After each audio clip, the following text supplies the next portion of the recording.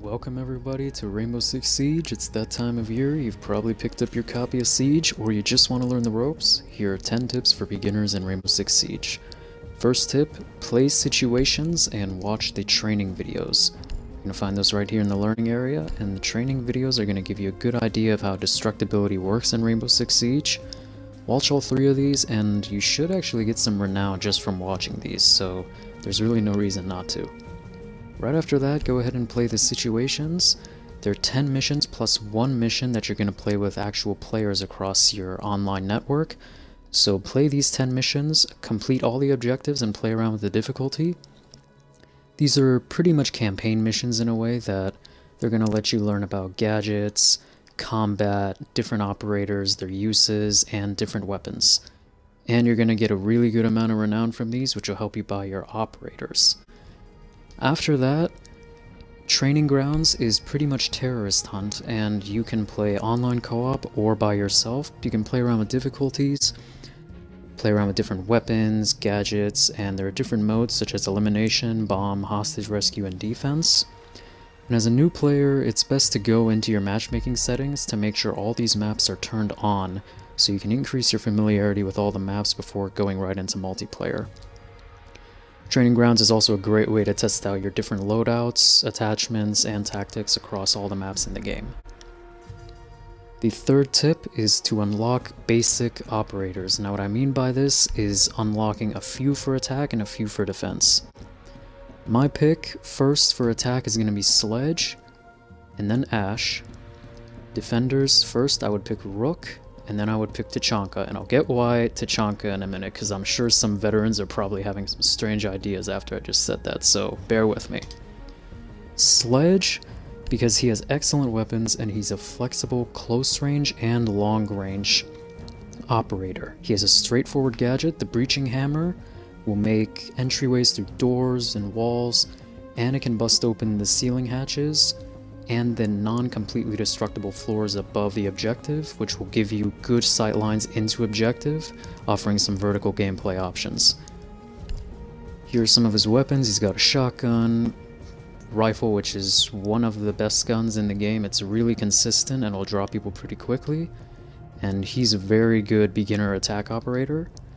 And we'll follow him with the first defense operator I'd recommend is Rook. His gadget is very straightforward. Just drop down the armor plates, take one for yourself and take one for your teammates, and it will help them go more often into a down but not out state. This will increase the odds of them surviving a gunfight if a teammate can pick them up. And a heavy operator like Rook with low movement makes him a great option for new players who want to stay in objective and provide anchor support for their teammates. He's also got a pretty good loadout, with the MP5 and the shotgun being the picks of the bunch, along with the P90 and some other options. For the next operator I think you should unlock is definitely going to be Ash. Ash is a fast, rush-oriented operator, and her gadget and loadout suits a very run-and-gun playstyle. Practically no hitbox, and is a good option for players who are more comfortable with the combat mechanics and siege, and can use movement to their advantage to travel quickly across the map. Her gadget's a breaching round that will explode an entryway into a wall from a range, which can also damage players and clear the floor of some gadgets when fired at them. Loadout comes with a G36 and the R4C, and both of these weapons can drop people pretty fast, and the R4C has a very quick rate of fire and can drop unsuspecting players very easily and very quickly. For the final operator, for a beginner to unlock, we're going to go with Tachanka.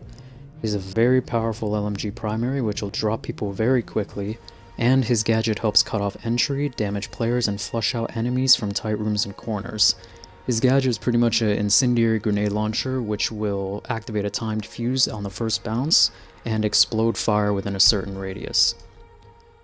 His LMG does fire fairly slow, but it's very manageable and great for players who want to stick in a defensive anchor role, but he can also be used defensively as well. He also has got an SMG, but I'd strongly recommend to go with the LMG.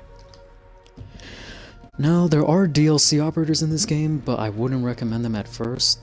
Unlock this entire first row of operators first for attack and defense. They're the original base operators, and you can accomplish wonders with just these base operators alone. But if you're really insistent on forking out lots of renown for some DLC operators, some beginning ones I'd recommend are Blackbeard and Frost. Blackbeard is more beginner oriented because he can save you from some bullets with his shield on his rifle if you're quick enough to move out of the way. He can protect you briefly from one-shot headshots, which if you get shot in the head in Siege, it's done. He's self-oriented, meaning his gadget will help him way more than his teammates, so he's great for players who want to play on their own, as he's not reliant on any teammates to succeed. He's got a decent loadout, but with a DMR and a slow-firing assault rifle, he plays much more slowly and methodically than other operators.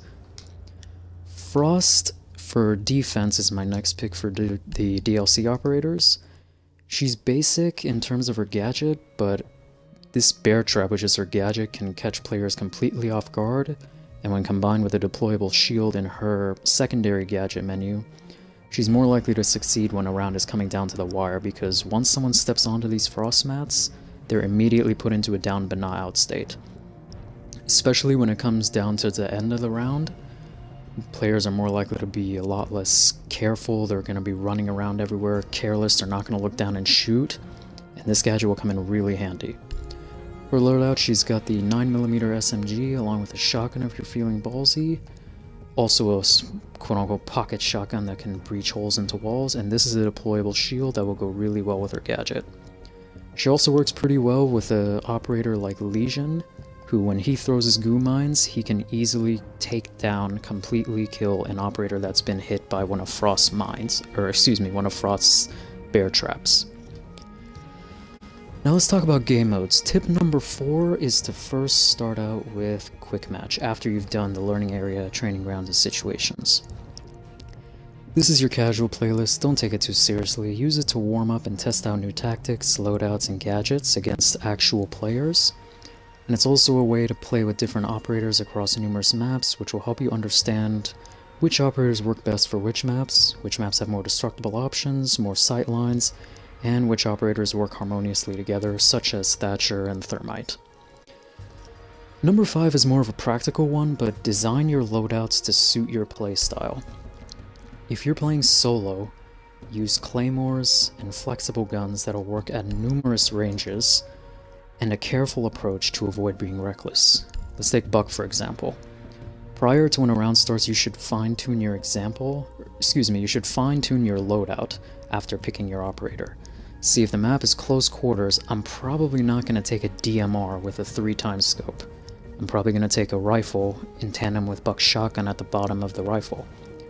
If the map is long range, I'm more likely going to take a DMR and start working my way from the outside, or use longer sightlines to my advantage.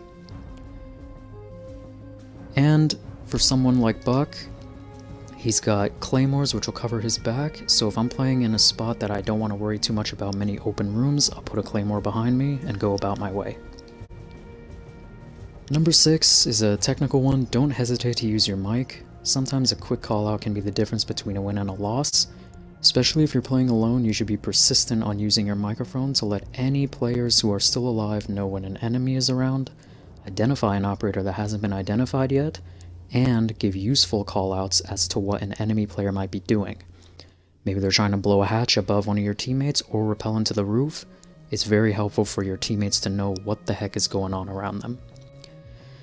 Number 7, and most players will tend to forget this naturally, but stay calm. This game can be tense, having a cool mind can make a huge difference, and being the last one alive can be stressful, and fighting solo against 5 enemy players can leave you hanging off the end of your recliner, I know, but a cool mind and a calm mentality will prepare you for those unexpected enemies, and help keep your composure in your gunfights. Number 8, play with purpose. Now what do I mean by this?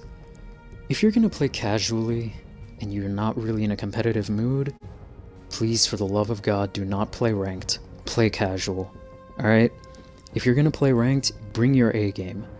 People play ranked to win. A casual mindset is going to get you killed in ranked, and playing casual with a ranked mindset is just wasted drive on a playlist that won't get you nearly as much reward as ranked or unranked. If you're going to play ranked, you better play to win, and if you're going to play casual, use it to warm up or just have a good time with your mates. Number 9, learn from your lost gunfights.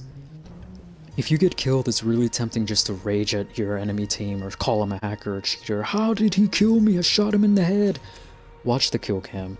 See if you went wrong, see where you went wrong, and to see if there was something that you could improve on. Maybe you ran out too aggressively. Maybe you need a gun with better versatility. Maybe someone just had a better angle on you. Learn from your enemy, and you'll be set with better skills to succeed in your gunfights. Number 10, and really this should be number 1, have fun. As players, we tend to get so caught up in the competitive aspect of video games to the point that we forget to just enjoy it and have fun. Learn from your matches, keep testing operators, keep testing tactics, invite your friends to play, and above all, work as a team. If you're playing alone, remember to always watch your own back, and remember just to enjoy the game. That being said, that was 10 tips for beginners in Rainbow Six Siege. I wish you all the best of luck with Rainbow Six, and I welcome you all to the Siege family. If you enjoyed this video, leave a like and share with your friends. Welcome to the crew, everyone.